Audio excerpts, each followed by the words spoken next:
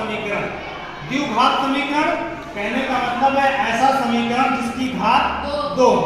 Simple है, ऐसा समीकरण जिसकी घात 2 हो उसी को क्या बोलते हैं? द्विघात समीकरण। यहाँ पर आप दिया है जांच कीजिए कि क्या निम्न द्विघात समीकरण है। इस तरह से आपके और भी बहुत सारे क्वेश्चन है, यहाँ पर 9 क्वेश्चन दिया गया है। ठीक है, तो आइए इसको हम हल करते हैं। सबसे पहले द्विघात समीकरण का जो व्यापक रूप है, मूल रूप है, वह क्या होता है इसको ध्यान दीजिएगा। ax² + bx + c = 0। जहां a is not equal 0, जहां पर a जो है वह 0 के बराबर नहीं होना चाहिए। ठीक है, अब आइए आप अपने क्वेश्चन पर। इसको सबसे पहले चूंकि यहाँ ब्रैकेट वगैरह लगा करके दिया है, पहले इसको हम क्या करेंगे? ब्रैकेट को खोल लेंगे। ब्रैकेट को क्या करेंगे? खोल लेंगे। ब्रैकेट को खोलेंगे तभी पता चलेगा कि यह द्विघात समीकरण है कि नहीं। नहीं पता चला, जोड़ घटाव करने पर वह आपका त्रिघात हो गया खोलने वगैरह पर। तो सबसे पहले ब्रैकेट को खोल लिया जाएगा। और ब्रैकेट को खोलने के लिए यहाँ पर आप ध्यान दीजिए, लिखा क्या है? x + 1 का होल स्क्वायर। क्या लिखा है? x + 1 का होल स्क्वायर। तो इसको हम a + b के होल स्क्वायर से खोलेंगे, a + b के होल स्क्वायर से। तो ये आपका हो जाएगा हल। a + b का होल स्क्वायर बराबर होता है a² अर्थात x का स्क्वायर प्लस b² मतलब 1 का स्क्वायर और प्लस 2ab अर्थात 2x × 1। इस तरह से आपका बराबर 2 से, अभी तक 2 से खोलना है ब्रैकेट को। 2 से खोलेंगे तो आपका हो जाएगा 2x और 2 से इसका गुणा करेंगे तो 2 × 6। इस तरह से ये दोबारा आपका हो जाएगा x + 1 का स्क्वायर। इस 1 का स्क्वायर करेंगे तो 1 ही रहेगा। 2 × 1 2 और x + 2x = 2x - 6। सबको पक्षांतर कर लीजिए आप इधर पर। जब आप सबको इधर पक्षांतर करेंगे तो ये आपका हो जाएगा x² + 1 + 2x -2x और -6 बराबर 0 बराबर। अब इनमें जिसके साथ में संबंध बन रहा हो उसको आप लागू करिए। द्विघात, यहाँ पर आपको द्विघात दिख रहा है ना, ये इस टाइप का कोई नहीं है, इसको आप उतार लेंगे।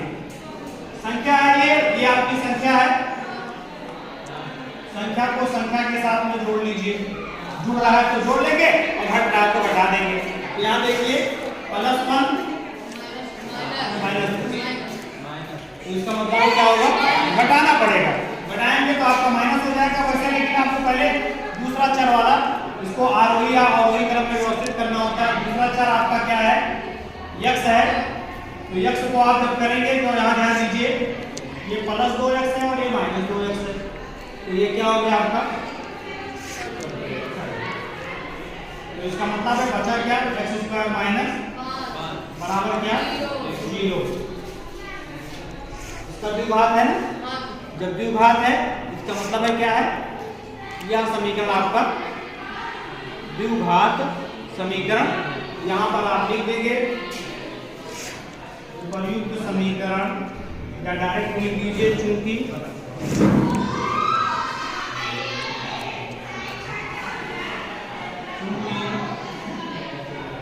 समीकरण ax² + bx + c = 0 के रूप का है। इसलिए x + 1 का होल स्क्वायर = 2x - 3 क्या है आपका? 5 द्विघात समीकरण है। समझ आएगा? यहाँ पर इस रूप में देखिए, ध्यान दीजिए, आपको लग रहा है कि है कि नहीं है? ये तो आपका हो गया, चलिए ठीक है। ये वाला कहाँ गया? ये c की जगह पर तो आपका है, ठीक है। ये कहाँ गया? ये वाला। एक्चुअल में ये जो है आपका, वहां पर आपको लिखा गया है, पॉइंट यही है, शर्त यही है, द्विघात समीकरण तभी माना जाएगा कि ax² + bx + c = 0, जहां a is not equal 0। मतलब कहने का है कि a जो है वो 0 के बराबर नहीं होना चाहिए। बाकी का 0 होगा तो चलेगा, बाकी का 0 होगा चलेगा। अगर इसको हमने 0 कर दिया तो क्या हो जाएगा? ये सिस्टम पूरा का पूरा 0 हो जाएगा। बचेगा क्या? बचेगा आपका bx + c। तो ये आपका एक पदीय हो गया, एक चरराशि वाला हो गया, द्विघात नहीं हो जाएगा, एक घात वाला होगा।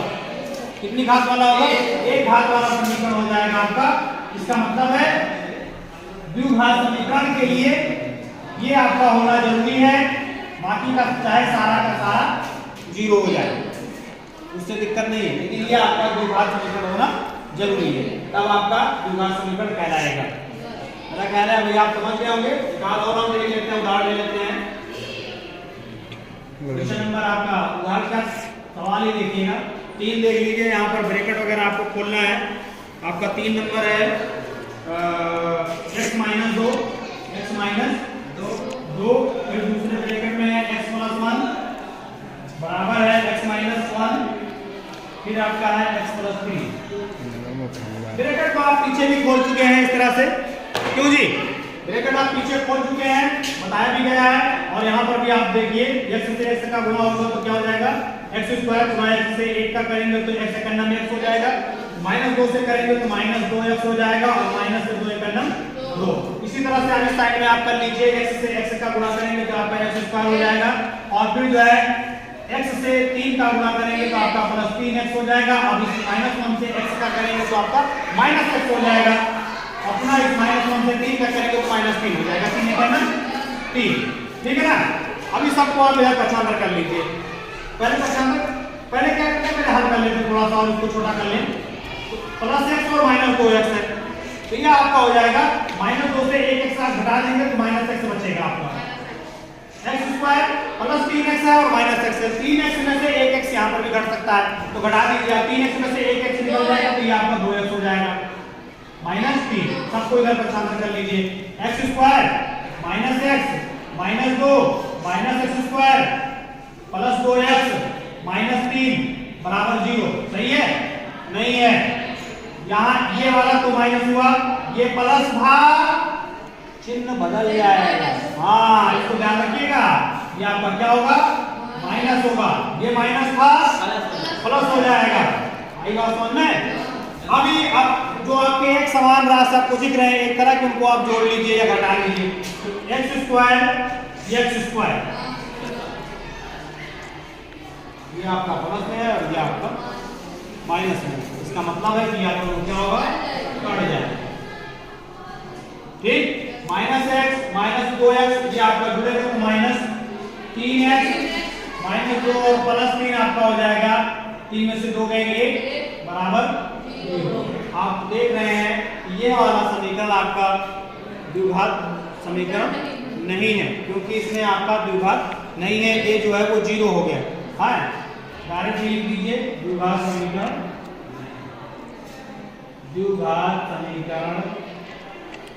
नहीं है।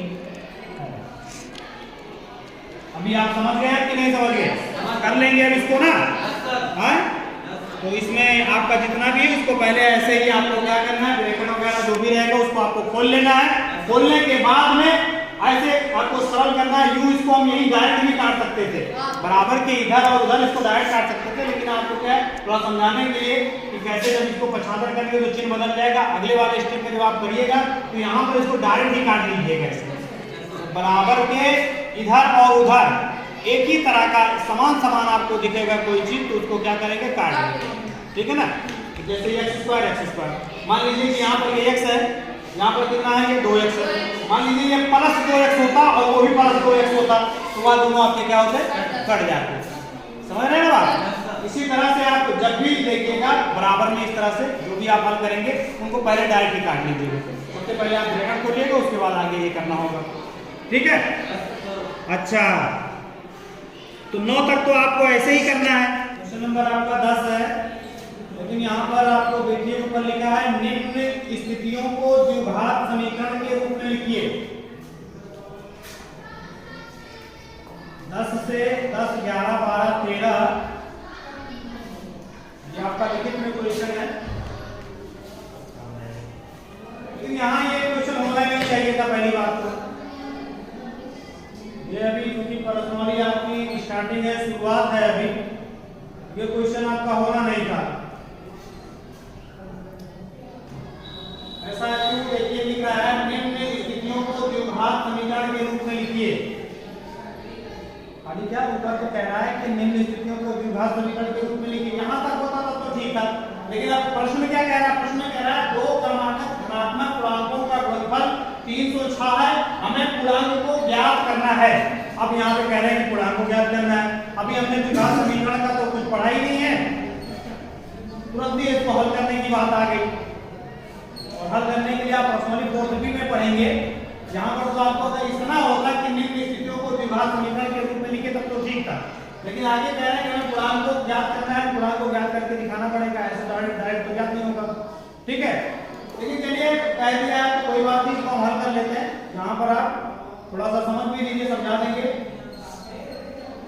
तो ऐसा आपको आगे पर्सनली में मिलेगा। तो इस तरह से रहेगा, दो क्रमागत धनात्मक पूर्णांकों का गुणनफल 306 है।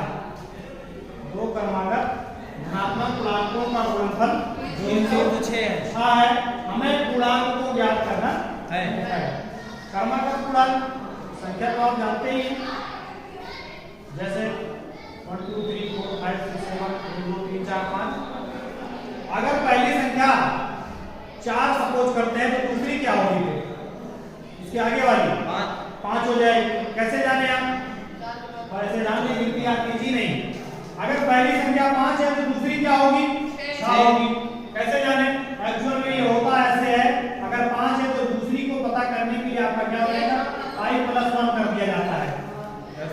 हमेशा +1 करके हम क्या करते हैं? ज्ञात करते हैं। कब?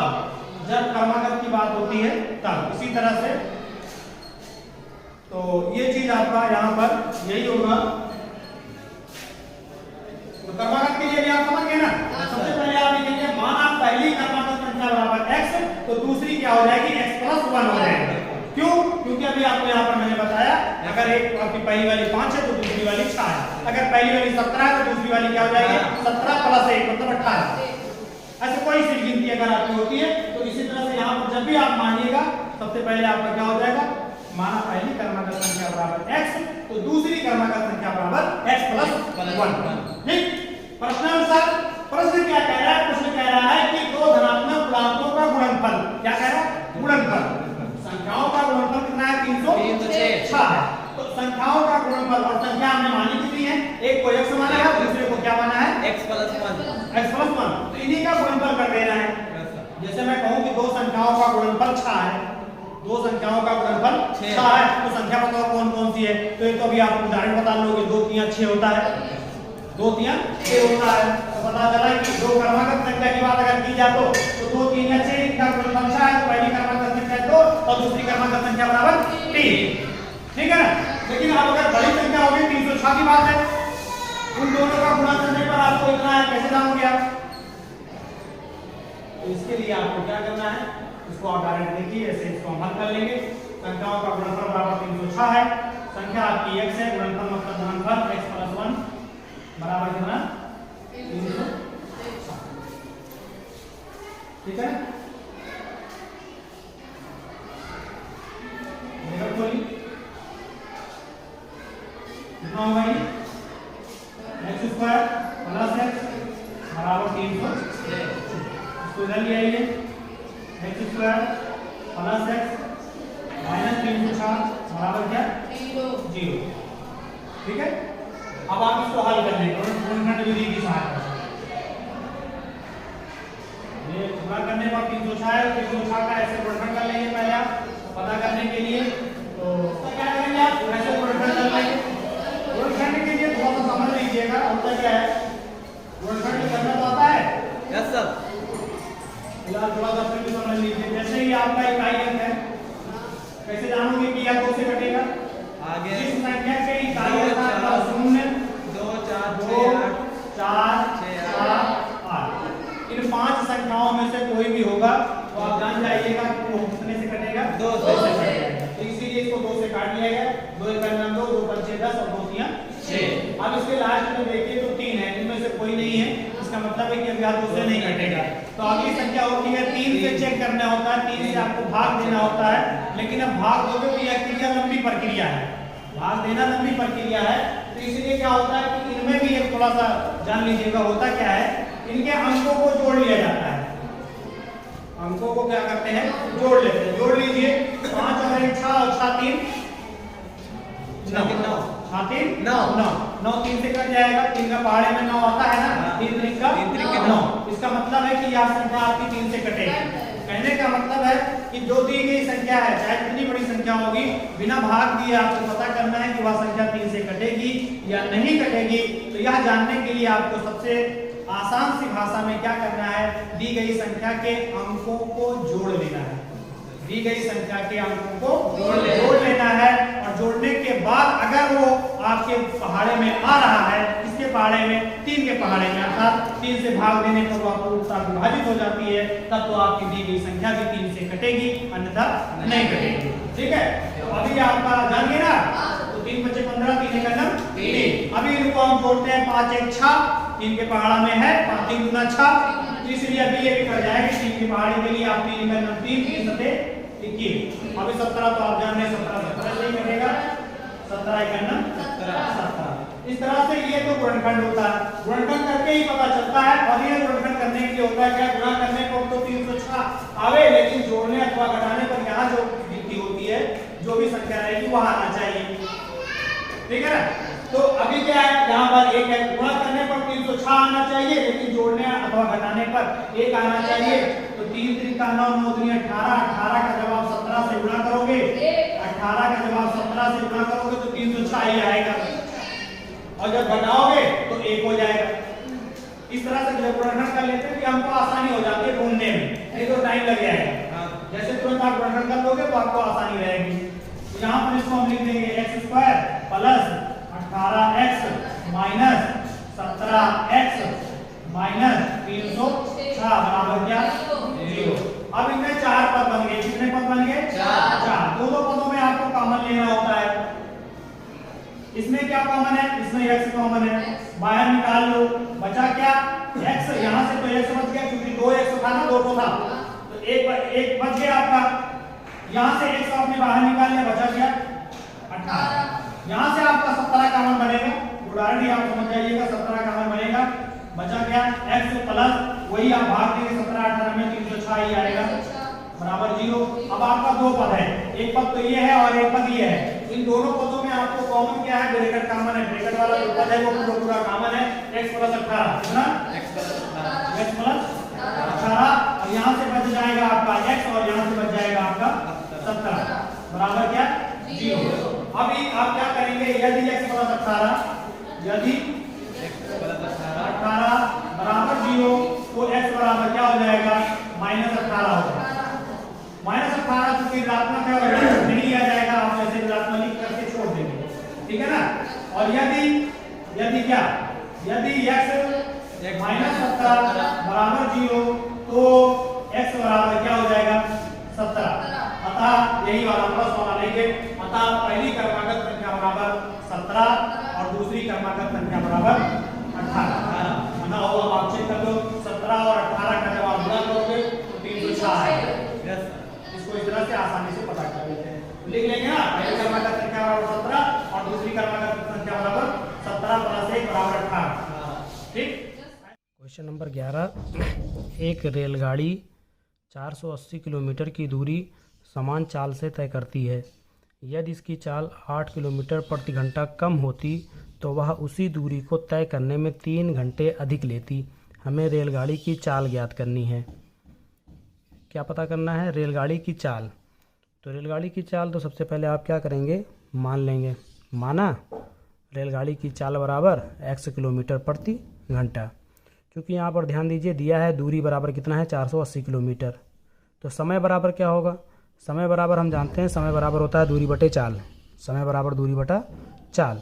दूरी कितनी है, 480, और चाल हमने माना है x, तो ये हो जाएगा आपका 480 बटा x। प्रश्नानुसार क्या कह रहा है, प्रश्नानुसार में है कि अगर चाल 8 किलोमीटर प्रति घंटा कम होती, चाल क्या होती, 8 किलोमीटर प्रति घंटा कम होती। तो यहाँ पर आप ध्यान दीजिएगा, प्रश्नानुसार 8 घंटा कम होती, तो 8 घंटा कम होती मतलब 480 बटा x में 8 माइनस कर देंगे हम। तो क्या होता है कि समय जो है, यहाँ पर आप ध्यान दीजिए, अगर उसकी चाल 8 किलोमीटर प्रति घंटा कम होती तो समय, तो उसी दूरी को तय करने में 3 घंटे अधिक लेती। 3 घंटे अधिक लेती। शर्त यहाँ पर समय का है, तो समय हमने निकाल लिया है पहले से ही है। तो इसलिए प्रश्नानुसार में आपका हो जाएगा 480 बटा x - 8 बराबर 480/x प्लस 3 घंटा समय ज़्यादा ले रही तो इसलिए +3 हो जाएगा। और इसी को हम सरल करके x की वैल्यू निकाल लेंगे।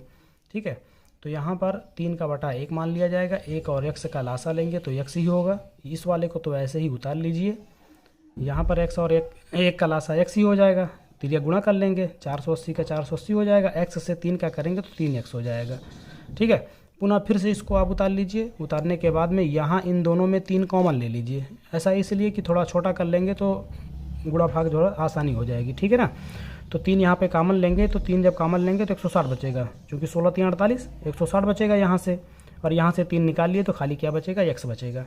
ठीक है, इस 3 से 480 कट जाएगा, इस 3 से 480 को हम यहाँ पर काट लेंगे, 3 1 9 3 3 6 18 160। इस तरह से यहाँ बचेगा 160/x, 160/x - 8 बचेगा, और यहाँ पर आपका 160 + x/x।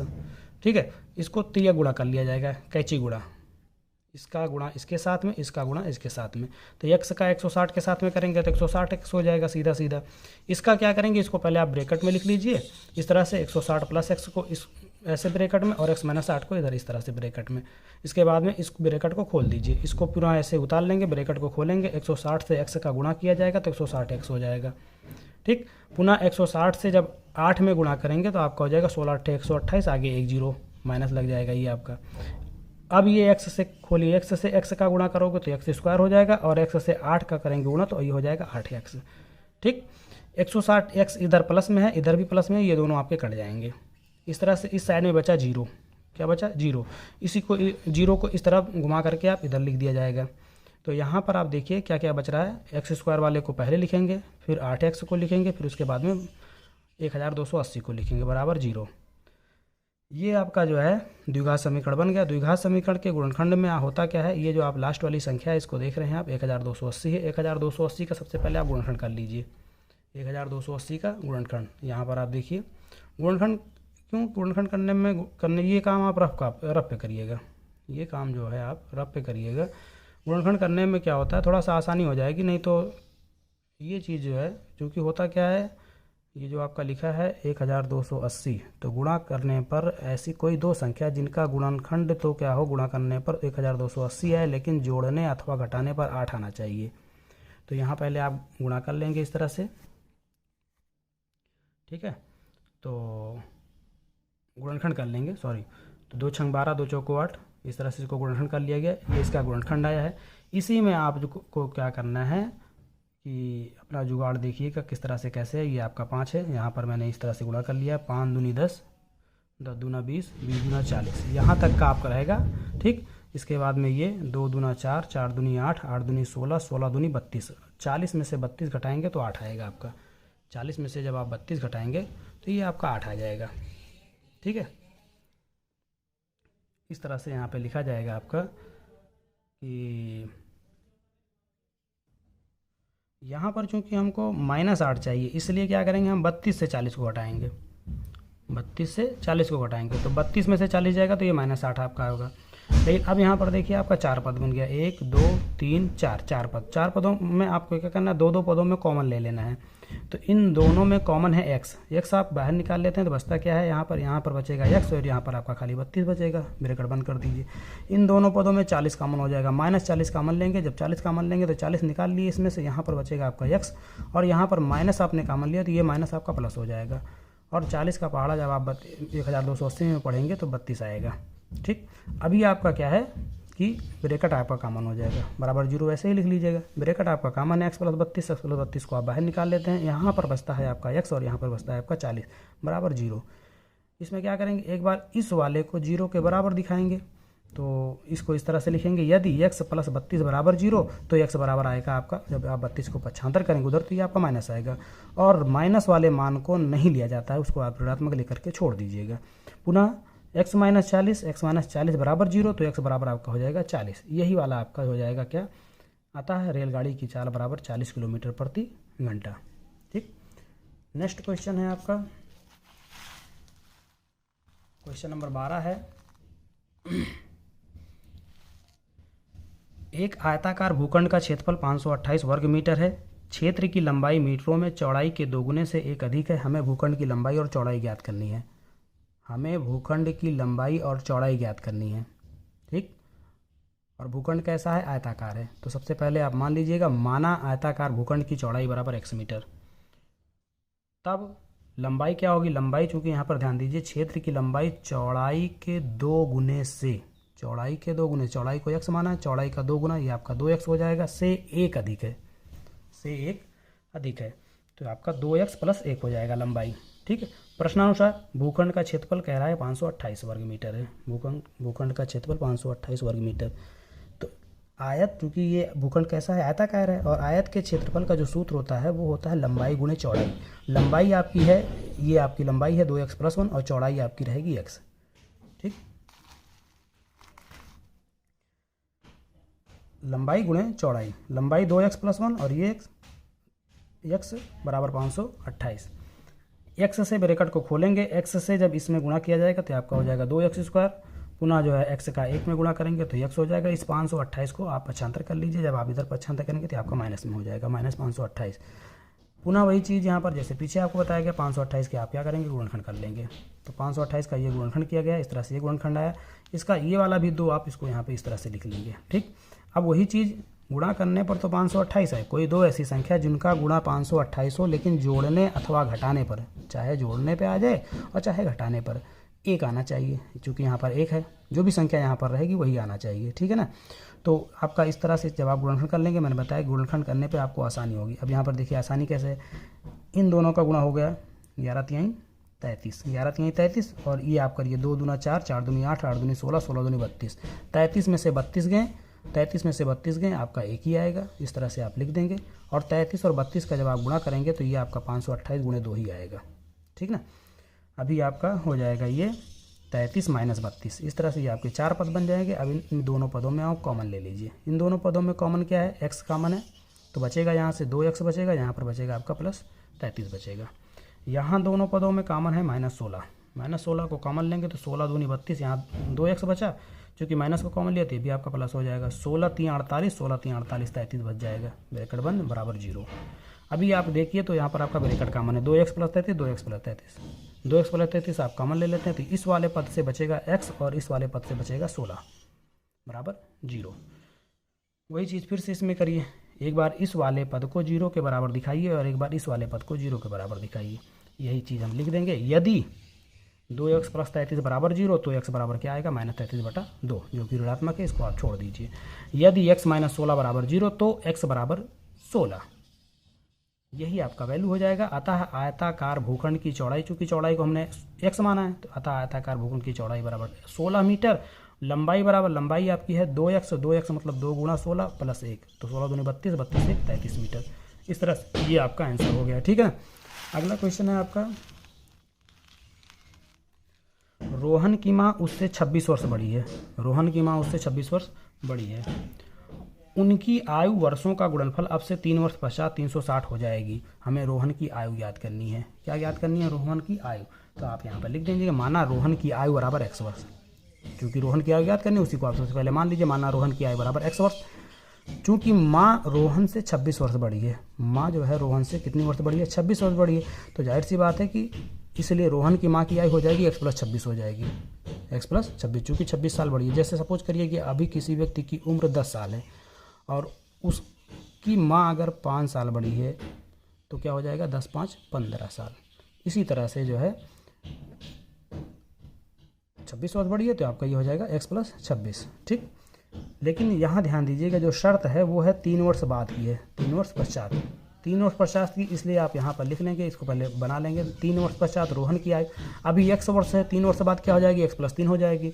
इसी तरह से रोहन के माँ की भी आयु निकाल लीजिएगी, अभी x प्लस 26 है, 3 वर्ष बाद हो जाएगा x प्लस 26 प्लस 3, तो ये आपका 26 3 29 हो जाएगा, चूँकि संख्या से संख्या को जोड़ लिया जाएगा, तो x प्लस 29 वर्ष हो जाएगा। अब आ जाइए प्रश्नानुसार। प्रश्नानुसार में क्या कह रहा है कि गुणनफल, गुणनफल क्या चीज़ है, गुणनफल। तो गुणनफल यहाँ पर गुणनफल बराबर 360, अभी क्या है x प्लस 3 x प्लस 29, इन दोनों का गुणनफल कर लेना है, गुणनफल करके 360 ये आपका हो जाएगा।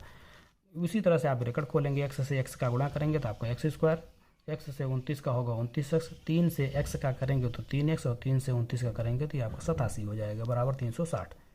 29x और 3x आपका 32x हो जाएगा, इसको ऐसे उतार लीजिए। 87 को ऐसे लिखिए, 360 को इधर पक्षांतर करिए, माइनस में आ जाएगा आपका -360 और 87 आप इसको घटाना पड़ेगा, घटाएंगे तो आपका -273 होगा। यहाँ पर द्विघात समीकरण को हल करते समय आप ध्यान दीजिएगा कि बराबर के उस तरफ आपको 0 रखना है, बराबर के दाहिनी तरफ आपको क्या करना है, 0 रखना है, ठीक है ना। अब ये आपका 273 हो गया, वही चीज़ इसमें भी 273 के आप सबसे पहले गुणनफल कर लीजिए। 3 9 27, 3 1 9 3, 7 1 9 3, 7 3 21, 13 1 9 13। वही आपको क्या गुणा करने पर कोई दो ऐसी संख्या जिनका गुणा तो 273 हो लेकिन जोड़ने अथवा घटाने पर 32 होना चाहिए, ठीक। तो यहाँ पर आप ध्यान दीजिएगा, यहाँ पर आपका 39 का गुणा जब आप 7 से करेंगे तो ये है ना 13 तियाँ 39, 13 तियाँ 39, 39 का गुणा 7 से करेंगे तो आपका 273 आएगा और 39 में से 7 घटाएंगे तो 32 आएगा। इसी चीज़ को यहाँ पर लिखेंगे आप, इस वाले को उतार लीजिए, 39x - 7x - 273 बराबर 0। फिर से आप इसमें x कॉमन ले लीजिए, x कॉमन लेंगे तो x + 39 आपका बच जाएगा, यहाँ पे आपका -7 कॉमन होगा तो x + 39 बचेगा बराबर 0। पुनः x + 39 आपका ब्रैकेट कॉमन हो गया, इसको कॉमन ले लीजिए, यहाँ से बच जाएगा x - 7 बराबर 0, ठीक। फिर वही चीज़, यदि x + 39 बराबर 0 तो x बराबर -39, -39 है तो ये आपका ऋणात्मक है, इसको आप छोड़ दीजिए क्योंकि उम्र वगैरह आपकी ऋणात्मक में नहीं होती है, ठीक। यदि x - 7 बराबर 0 तो x बराबर क्या हो जाएगा, 7 हो जाएगा।